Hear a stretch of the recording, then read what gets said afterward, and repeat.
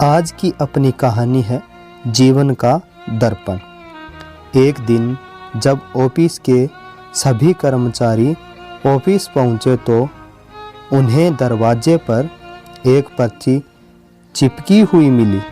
उस पर लिखा था, कल उस इंसान की मौत हो गई जो कंपनी में आपकी प्रगति में बाधक था। उसे श्रद्धांजलि देने के लिए सेमिनार हॉल में एक सभा आयोजित की गई। ठीक 11 बजे श्रद्धांजलि सभा में सबका उपस्थित होना अपेक्षित है।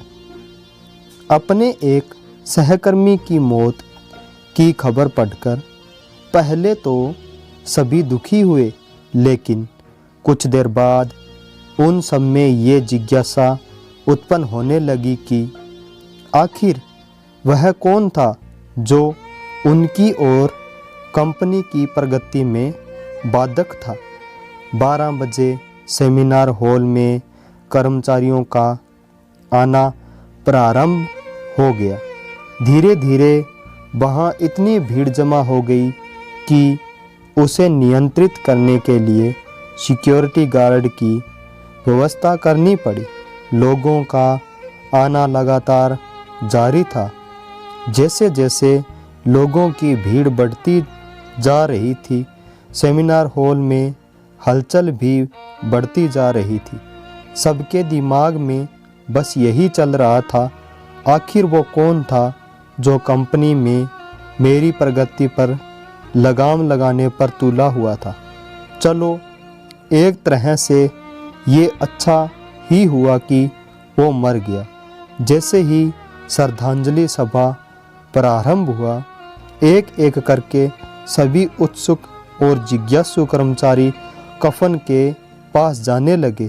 करीब पहुंचकर जैसे ही वे कफन के अंदर झांकते, उनका चेहरा फक पड़ जाता, मानो उन्हें सदमा सा लग गया हो। उस कफन के अंदर एक दर्पण रखा हुआ था। जो भी उसमें झांककर देखता, उसे उसमें अपना ही अक्स नज़र आता। उस दर्पण पर एक पर्ची भी चिपकी हुई थी, जिस पर कुछ ऐसा लिखा था जो सबकी आत्मा को झकझोर रहा था। केवल एक ही इंसान आपकी प्रगति में बाधक है और वो आप खुद हैं। आप ही वो इंसान हैं जो अपने जीवन में क्रांति उत्पन्न कर सकते हैं। आप ही वो इंसान हैं जो अपनी खुशी, अपनी समझ और अपनी सफलता को प्रभावित कर सकते हैं। आप ही वो इंसान हैं जो अपनी खुद की मदद कर सकते हैं।